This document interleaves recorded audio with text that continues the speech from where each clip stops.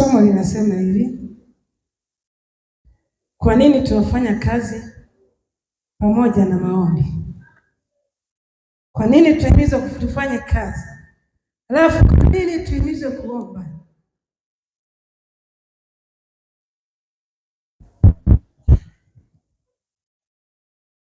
Matendo ya Mitume 12 imeandika moja, maombi.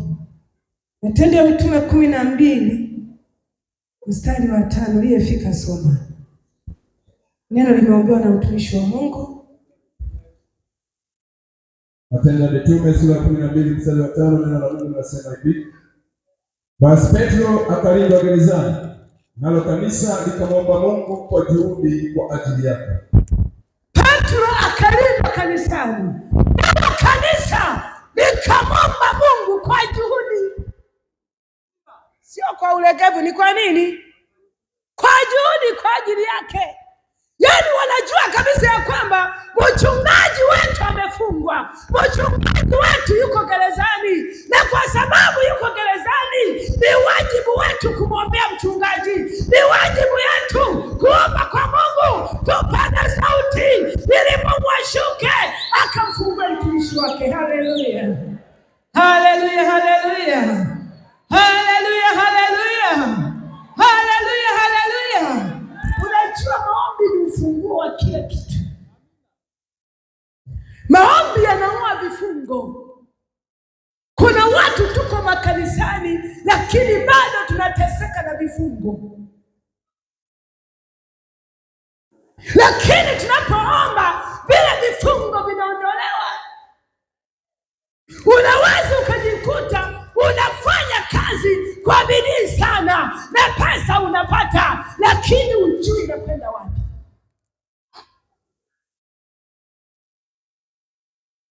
Ndio maana tunamasha kuomba. Maana maombi hatuwezi kufika malengo.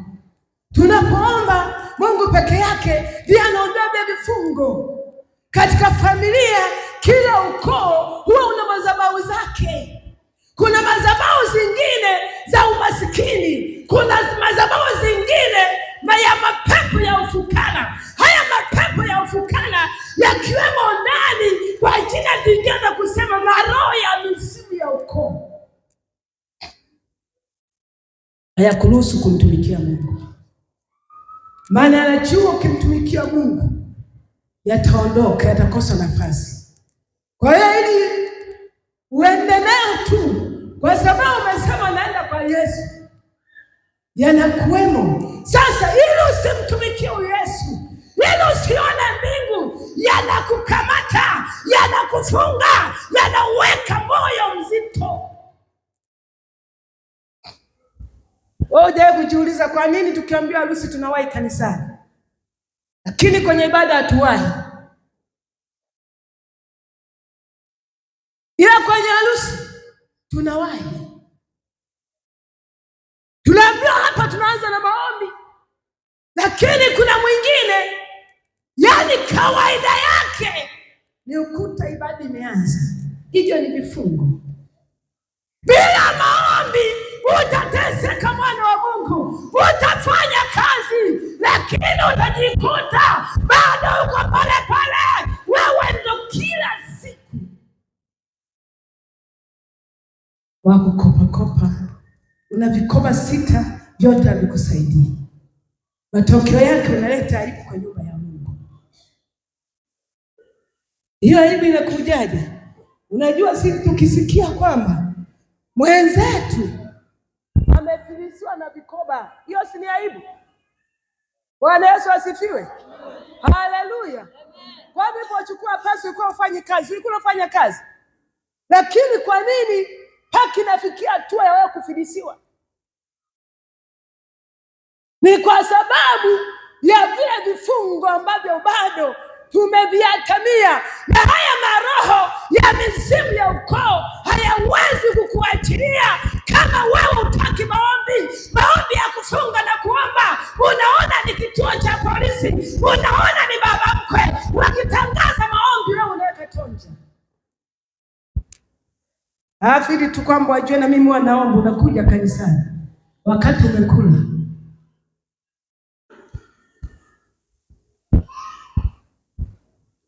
Unajua, wanasoma habari za Paulo kwamba watu wakajifunga, wakala kiapo, hatuli wala kunywa mpaka tuhakikishe Paulo tumempata.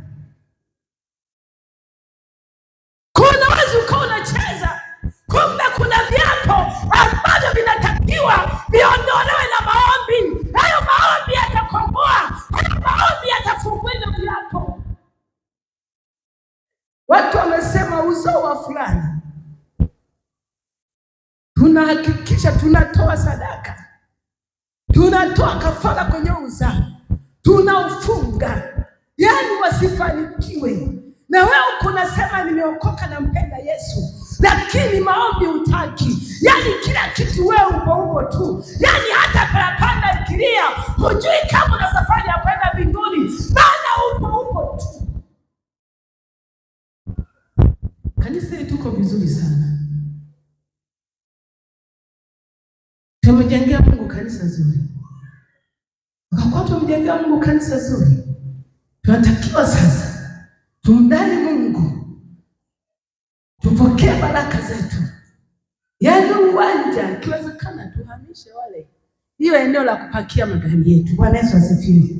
Haleluya. Na kwa sababu ya hizi roho bado tumeziatamia, leo tunapoteza washirika wazuri.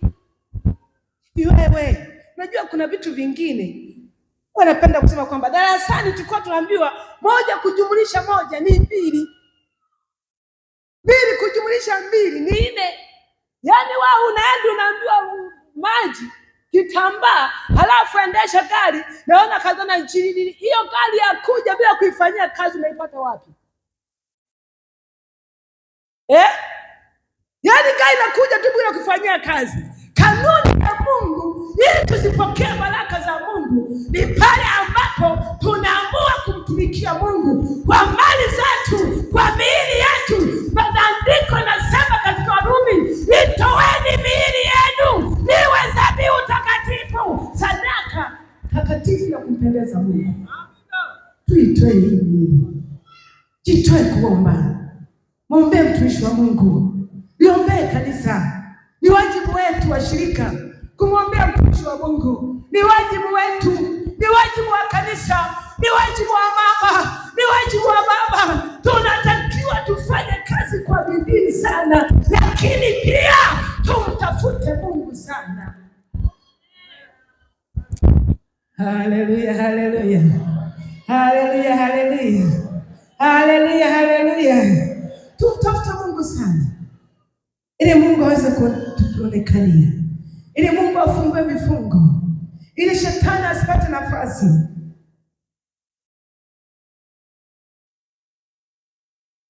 Nyakati wa Pili 7:10.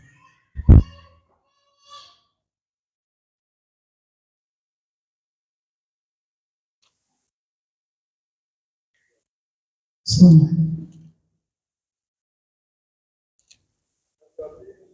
7:10.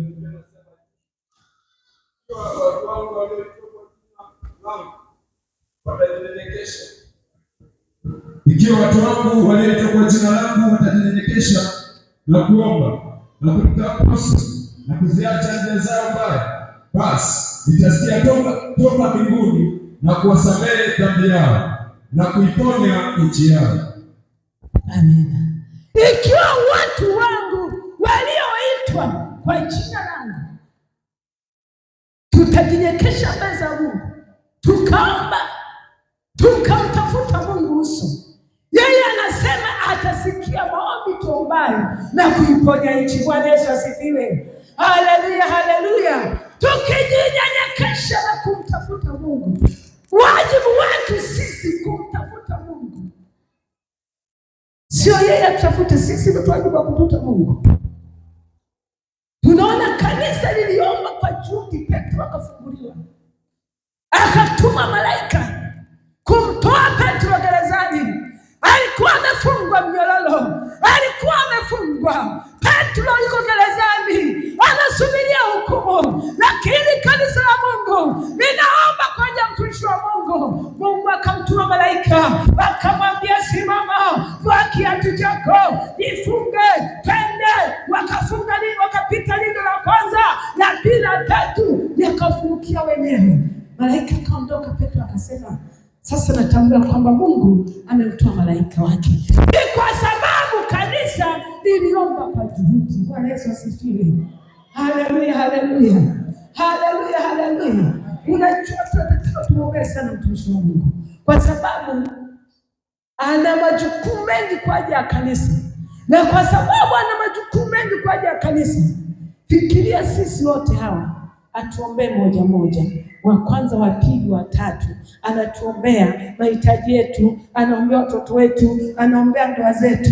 Anapochoka, watumishi wa Mungu akichoka, wanasemaka tu Mungu na watoto wangu angalia, hataji moja moja na watoto wangu, Mungu anamaliza maana amechoka. Lakini kanisa la Mungu likiwa linamwombea mchungaji, linaombea familia ya mchungaji, shetani hatakuwa na mlango, hatakuwa na pa kupita.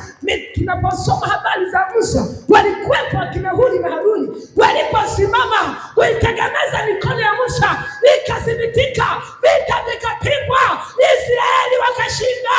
Haleluya, haleluya, ili tuanze kushinda. Tukubali kuinua mikono ya Musa. Bwana Yesu asifiwe. Haleluya, haleluya. Ni wajibu wetu, ni wajibu wetu kumwombea, ni wajibu wetu kumtia moyo, ili safari isonge mbele. Mbarikiwa majenga ofisi, lakini tunatakiwa tufanye na mengine, maana tunataka Mungu atubariki, na kanuni za Mungu za kubarikiwa ni pale ambapo unapomtolea. Nataka nikwambie mtumishi wa Mungu, sadaka huwa inanena. Nimeona Mungu sana katika hiyo eneo, Bwana akifanya makubwa juu ya familia yangu. Bwana Yesu asifiwe. Haleluya, haleluya. Kwa hiyo usijihurumie. Ukitaka kumwona Mungu sana, apendaye sana hupokea sana. Jinsi unavyojitoa kumtumikia Mungu, Mungu anaachilia baraka nyingi. Tukiomba kwa bidii, tukamtafuta Mungu kwa bidii, bila vifungo vikang'olewa, yale maroho yakaondolewa, Yesu akatawala. Lazima Yesu atukuzwe, lazima Yesu ainuliwe, abadilishe historia yetu. Sema amen, sema amen. Haleluya, haleluya, haleluya, haleluya. Yeye anasema ninawapenda na nipendao. Isaya 4:17.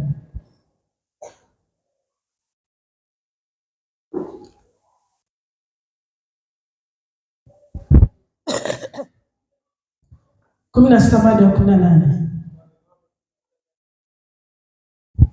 Wale wanipendao na wale wanitafutao kwa bidii wataniona. Utajiri na heshima ziko kwangu, na utajiri udumuo na haki pia. Na wapenda wale wanipendao na wanaonitafuta kwa bidii wataniona. Utajiri na heshima ziko kwangu, na utajiri unaodumu na haki pia ziko kwa Bwana Yesu, zinapatikana kwa Yesu. Haleluya, haleluya.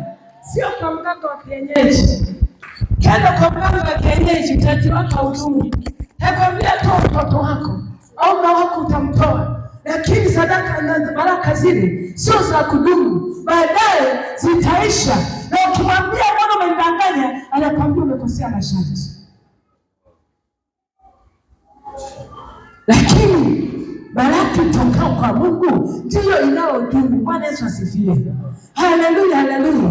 Tunatakiwa tuonyeshe upendo kwa Mungu, tutamuona.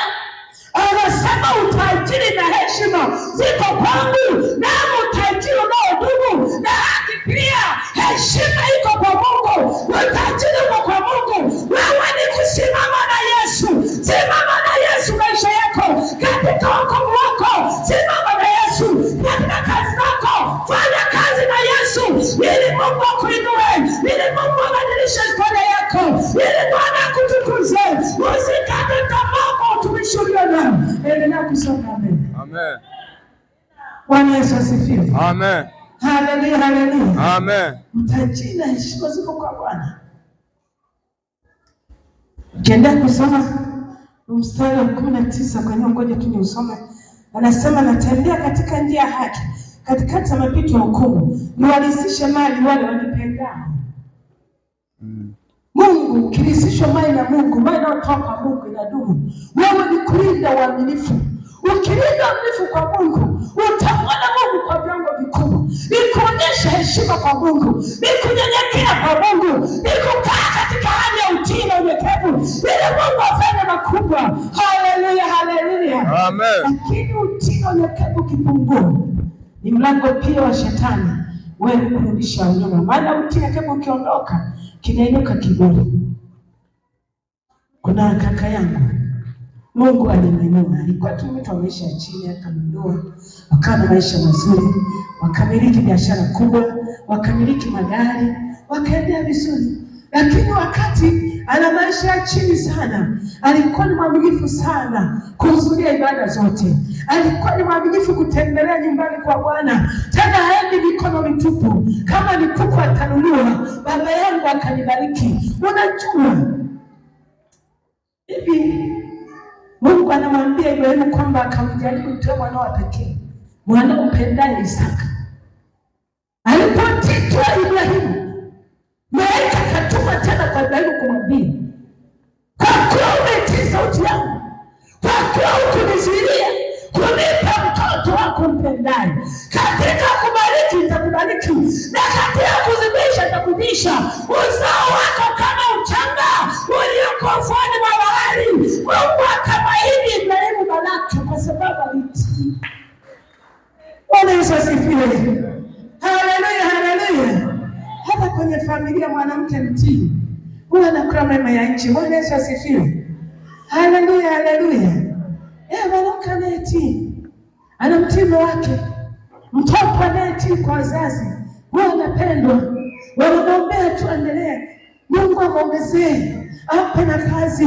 Maana Yakobo huyu akipata kazi atafanya mambo makubwa kuliko na haya. Kwa hiyo wataendelea kumpenda, wataendelea kumwombea, maana ni mtii, ni mnyenyekevu, anapenda wazazi wake. Hivi ndivyo kwa Mungu. Mungu wetu anataka tuonyeshe utii, tumpende yeye tena kwa bidii, ili Mungu wetu tukamwone. Amen. Haleluya. Amen. Haleluya, haleluya. Amen. Tunafanya kazi ili tuwe na kitu cha kumtolea Bwana. Hagai 2:8.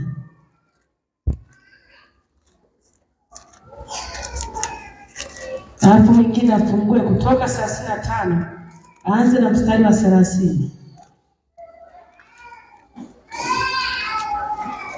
Aliyefika Hagai atusomee. Hagai 2:8.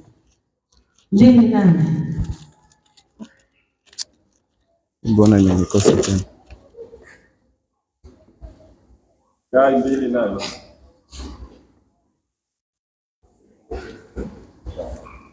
Nitasoma Hagai 2:8.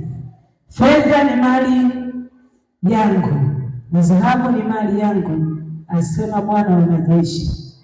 Kutoka 35:30. Anasema mstari kuanzia 30.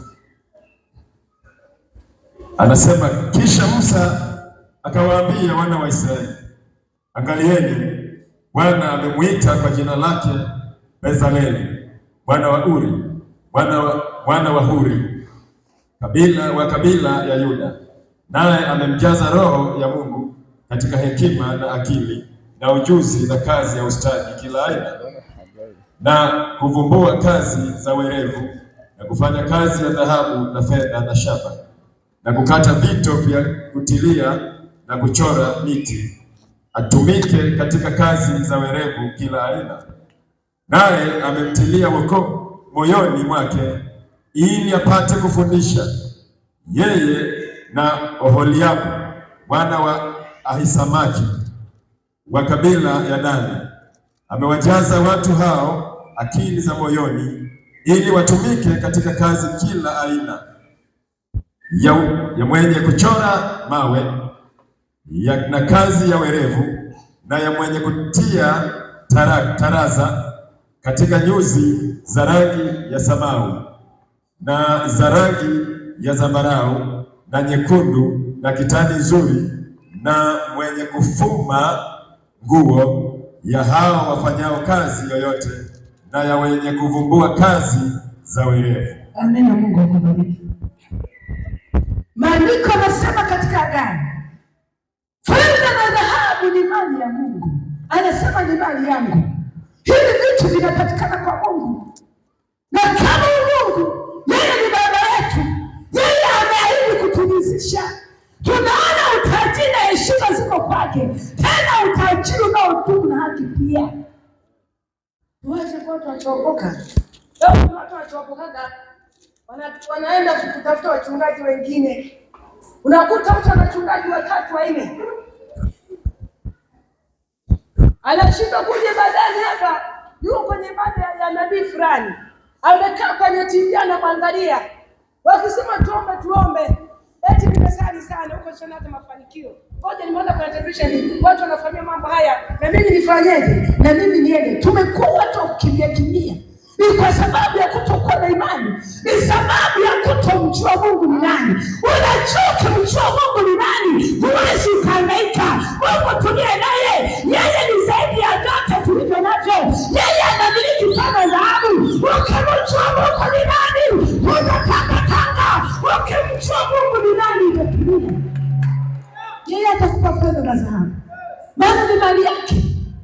Tunasoma katika Kutoka, anawajaza watu hao akili za moyoni, ili wafungue kazi za kila aina, wawafundishe na wengine kufanya kazi, ili wamtumikie Mungu kwa hizo kazi. Sasa mlokole umekaa, ila humu najua wengi tunafanya kazi, na kama hawamo ni wachache, lakini naamini kuanzia sasa wote tutafanya kazi vizuri. Bwana Yesu asifiwe. Haleluya, haleluya. Ninawajua vizuri, nafanya kazi, na kuna wengine wachache wanaofanya kazi kwa ulegevu. Yaani yeye anataka kazi aanzie mtaji mkubwa, wakati kanuni ya Mungu unaanza pale chini kwa kile ulicho nacho. Yeye atakunyanyua hatua hadi hatua. Na kuna mwingine anafanya kazi hazingatii muda. Mfano, unauza maandazi, chai inanyweka asubuhi, wewe saa 4 kasoro ndio unabeba deli lako maandazi. Watu wameshanunua vitafunwa, unaenda kwa mpendwa, ameshanunua na chai ameshaibisha. Kwambia mpendwa, barikiwa na kuazika. Yaani wapendwa, hata hatupendani, hatutiani moyo kabisa.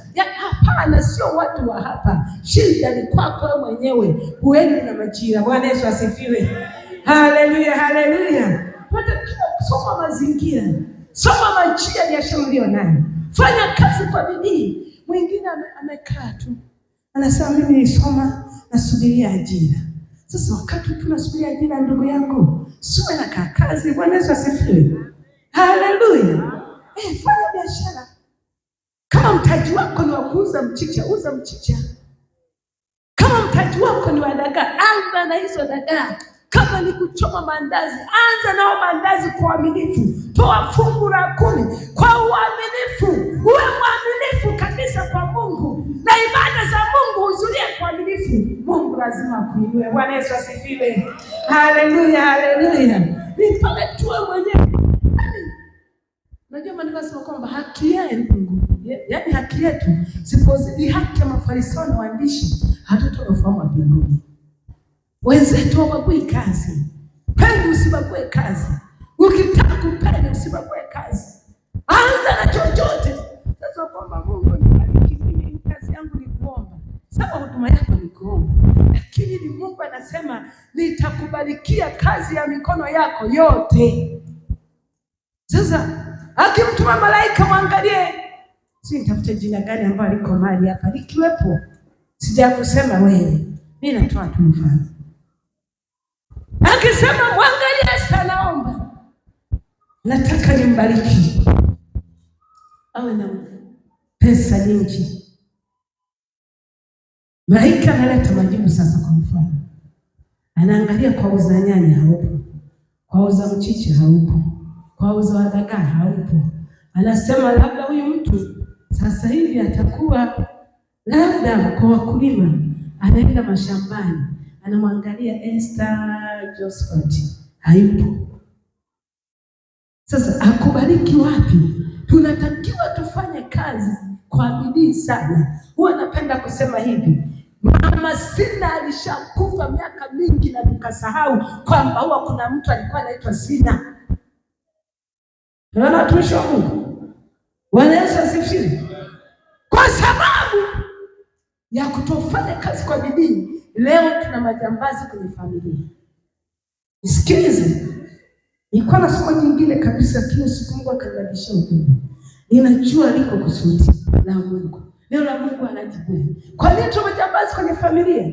Yaani anajua kabisa nimebaki siku moja na ndio kwenye kikundi. Watu tuna vikoba vya asili ambacho mume wako hakijui. Halafu nasema unaokoka unaenda mbinguni. Na huo mlango ndio tunampa adui. Ndio maana mafarakano leo hata kwa wana wa Mungu kuna mafarakano, watu wanapigana ndani ya nyumba. Na kwa sababu ya ukoso wa uaminifu, tuna watu makanisani leo wanaenda mpaka kwa waganga wa kienyeji. Wanatafuta mvuto wa biashara. Mvuto wa biashara unao wewe mwenyewe. Ukisimama vizuri kwa Mungu, ukatoa zaka kwa uaminifu, yeye anasema nitamkemea kila alaye na anayekukutisha matunda kabla wakati. Yeye atamkemea. Sio kwa mganga alikuwa kutafuta mikosi tu. Sasa huyu mtu anajua kesho kuna kikombo. Hii kundi mambo akijua. Kwa hiyo siwezi kumwambia kwamba nadaiwa hela. Nifanyeje? Anajifanya sikiwa na upendo sana. Karibu mama Janeti, karibu. Hajawahi kumpigia magoti, lakini sikio. Shikamoo baba yangu, leo ngoja nikupigie goti. Nikupe ofu, anakupenda mama, shikamoo. Yeye anasema hiyo ni unafiki. Kwa sababu imelenga kitu. Sina kutoka kwa Mungu. Na kutoka kwa Mungu, pendo wa Mungu haufanyi kwa sababu ya. Yaani wenyewe ni endelevu. Bwana Yesu asifiwe. Haleluya. Anapika mapema anamwambia, sasa tuombe. Acha tuombe, lakini kuna kakazi. Tuombe tu haraka, nitakuacha unaendea kuomba, alafu nikumalizia kakazi. Wanaomba, huyu baba anaenda kulala. Anajifanya anaosha vyombo, anagonga masufuria, masahani, anagonga ili onekane aosha vyombo, huko anaenda kuchungulia. Akisikia tu niko kwangu, ananyatia mama washoka, anaona kaswala tugua utu, anaingiza mkono, akiona simu zinalipa, nafanya safi sana. Oh Yesu asante. Wewe hapana, hakuna Yesu.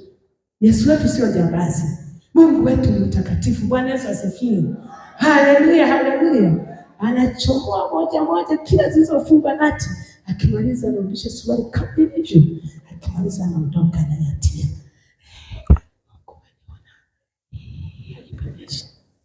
Kishamaliza anaenda na kwenye shuka. Ila uko ameshaiba. Huyu baba watu hajui wala yeye. Anamaliza kuamka asubuhi kuomba, anaenda kazini sasa. Kumbe alikuwa amechukua hela za bosi kwamba apitie vifaa vya kazi ili akamalizie ile kazi. Anafika dukani, wakihesabu inapeleka 10,000. Kila kihesabu inapeleka 10,000. Simeenda wapi? Bwana nifika tu nyumbani sikuta popote. Ngoja niende nyumbani. Mama Janeti, nimekuta shida kwenye naomba ndani kwa wingi. Naomba usiniharibie siku. Tena na kuomba sana usiniharibie siku. Mimi ni kwako. Ninajua. Uliniambia. Niache. Huyo anaanza kupiga mahesabu. Nazipata wapi? Anaanza kutafuta kwa rafiki wa mkopeshi. Anaingia kwenye deni ili kazi yake isiharibike. Kwa sababu ya mkoso wa uaminifu. Lakini kama wana wa Mungu tunafanya kazi ya Mungu kwa bidii. Na kazi zetu kwa bidii. Kama ni kilimo, lima kwa wakati. na upalilie palizi zote ili uvune vingi. Bwana Yesu asifiwe. Haleluya, haleluya. Kama ni mfanya biashara, wahi kwenye eneo la biashara. Unajua shida tumeijua kwenye maombi. Biashara yoyote, kazi yoyote, kiwe ni kilimo, bila kuomba huwezi ukapenya. Maana hata shambani maadui wapo, hawataka kupata vingi, na wachawi duniani wapo, kazi yao ni kuroga. Na hata makanisani wachawi wamo. Cosmo kabisa kwenye maombi unalokeka hata kanisani. Fana anajitiatia sana.